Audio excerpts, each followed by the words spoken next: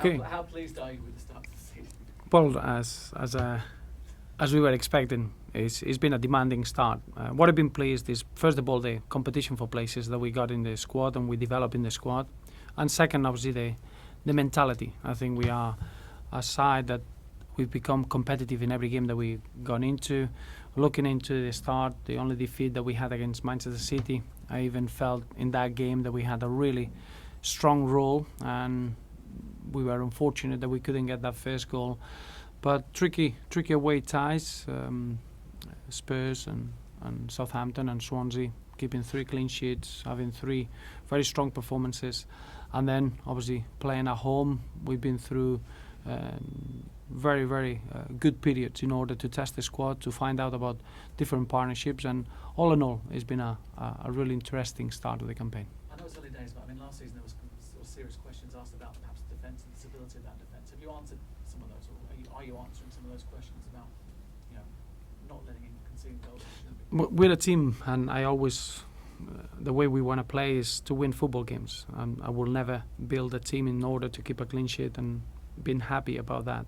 When you keep a clean sheet as a consequence of defending well, but without taking away your attacking power as a team, then those clean sheets are important, and how you defend clearly as a team is important. I thought in the second half of the season we became a really strong unit in terms of how we could defensively really cute and being good, but we always created that threat, and we were able to be well balanced as a side. Early on in the season, for different reasons, we weren't as solid as we should have been, but that happens sometimes when you find in new partnerships and you find in different ways. You're gonna have a period that you need to find solutions, and I think this season we started extremely well in that department, but I'm pleased that we've been able to carry always a threat, to create a lot of chances, and being able to score goals, which is the way that I feel we should be playing as a team. With that understanding between the 2 centre-backs and the goalkeeper, how much easier does it make to rotate your full-backs and bring them in when you need to? Well, I think it helps when you got that spine from Tim Howard, John Stones, Phil Jagielka, Gareth Barry, James McCarthy, give you a real continuity. But I think it's just more the attitude of the whole team. I think in the modern game, gone are the days that you rely on your back 4 to keep clean sheets and your goalkeeper. I think in the modern game, you rely on the 10 outfield players to have a good intensity, a good focus, a good mentality in order to defend well. And the same way, long gone the days that you don't use defenders to create chances and to score goals. I've been very pleased in the manner that as a team we've been able to work well as a unit in both aspects, on and off the ball. Without labouring it, is the understanding between John Stones and Phil Jagielka, how good is that, and how good can they become as a partnership, should they? Well, I think it's for everyone to see. I just that partnership has been growing now for a long time. It's just it gives you a real composed look about the side. When you know what the other player is going to do, allows you to make solid decisions and more incisive decisions. We all know how strong defenders they are, but it's that partnership that allows you to push each other even further, and I still think that they're going to get stronger and better, but is that strength of knowing each other's abilities and allowed to build a partnership even further. But clearly it's been building on over the seasons now, and it looks a very interesting and solid pair. Last season you were juggling sort of games and competitions. There's no Europe this season. Does that mean that the League Cup becomes more important? Well, I think every game is very important for us. I don't think we're in a position that we don't want to approach every game in the way apart from wanting to win. We've got a strong squad, and that means that we need to share the demands, but in the same manner we all feel that it's been very difficult over the years to be successful in this competition. We want to take the responsibility. We really want to enjoy a good run in the League Cup, and we've been, for one reason or another, we've been getting ties away from home the last 10 years. I feel at this stage I think we had 9 away ties, and that brings difficulty. It's always difficult to go away from home, but we're gonna look forward to the game tomorrow, and we respect Reading immensely. I think the last couple of home games they showed a very, very strong outlook. Is their last performance against Bristol City, they were very dominant, and I expect a very difficult game. But from our point of view, whoever's going to be on the pitch, we expect to perform well. We expect to give a good account of ourselves, and the aim is to try to go as far as we can in this competition. Without picking your team, is there less pressure to change simply because you've got less games and maybe momentum becomes an important thing? Well, I think is you want to build a really strong winning mentality, and I think we achieved that last season, getting through Europe and not being able to enjoy our football in the first half of the campaign in the league, and then being able to get the results that we wanted and we needed in the second half. I think it's developed a really strong mentality that every player is ready. I don't think it's such a thing as making changes or not making changes. The starting 11 tomorrow with everyone else that is going to be in the squad is a task and a really exciting challenge that we have, that we want to get through, and we know it's going to be tough. We know what type of team we're going to see on Reading, really well organized, a team that they can hurt you in many ways. And I just feel that as a squad, it doesn't matter how many changes you make. It's a responsibility that we want to share, and we want to show the right mentality, and I'm probably showing the lessons that we learned last season. How much possibility that Everton fans might see Leandro Rodriguez, and where is he in his sort of adapting to life in England? I think he's ahead of his development in terms of what I expected. I expected Leandro probably to take 5 to 6 months in order to be ready for the British game.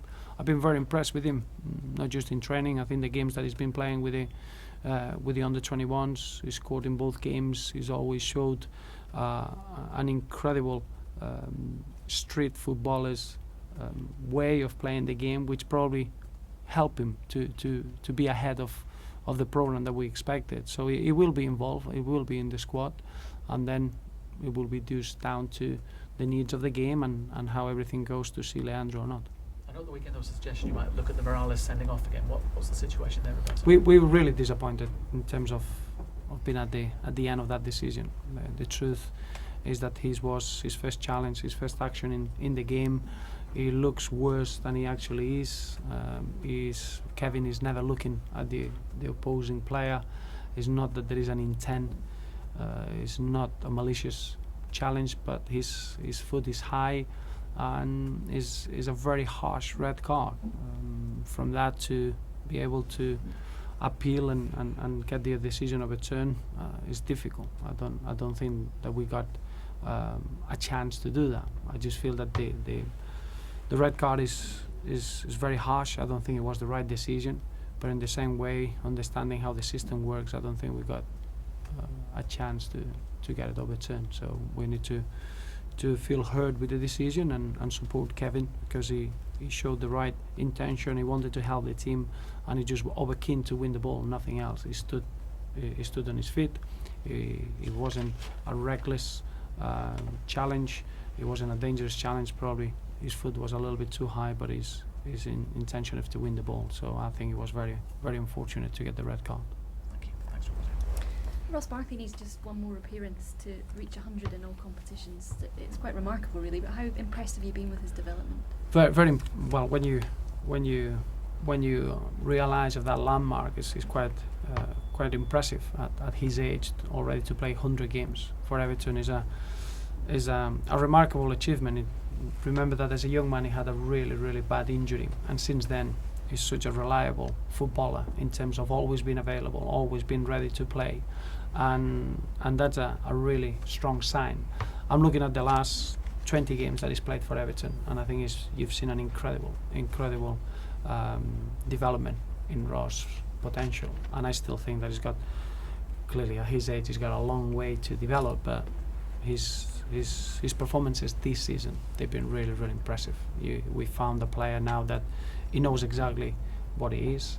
He knows exactly how to be world class in certain aspects of his game, and I think he's got the understanding of the players around him, which allow them to affect games in the way that he's done. So we are pleased that he could do 100 games very, very soon, but I think the excitement is that we've got a young player with a world class future. Tim Howard, another landmark for him. He's equalled a club record of 112 clean sheets in the league. He's been praising the defence in front of him, but surely he has to take some credit. Absolutely, I think that's the nature of Tim. He's someone that he always wants to. He wants to share when you achieve something important. I don't think we should forget that 112 clean sheets is an incredible return for any individual when you are in that lonely position as a goalkeeper. And in our football club, we are blessed of having incredible goalkeepers through the history. So it's a special landmark. But obviously, we know that Tim has got a long way to go. He's got many years ahead, and is quite an exciting figure to keep adding and keep seeing Tim performing in the way that he's been doing, and is clearly enjoying his football, and I want that to continue. You haven't reached the fourth round of the Cup since 2011-12. Is that a frustration for you and something you want to put right this season?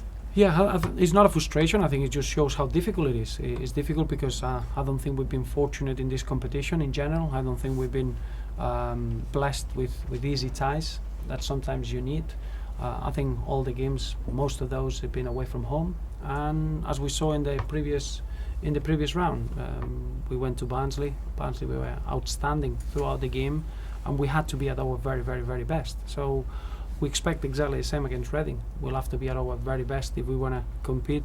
Playing away from home is, I don't care, in cup competitions I think home ground is an advantage, and we want to do well in this competition. We want to use what we created at Barnsley. We don't want to lose that. I thought it was a fantastic reaction.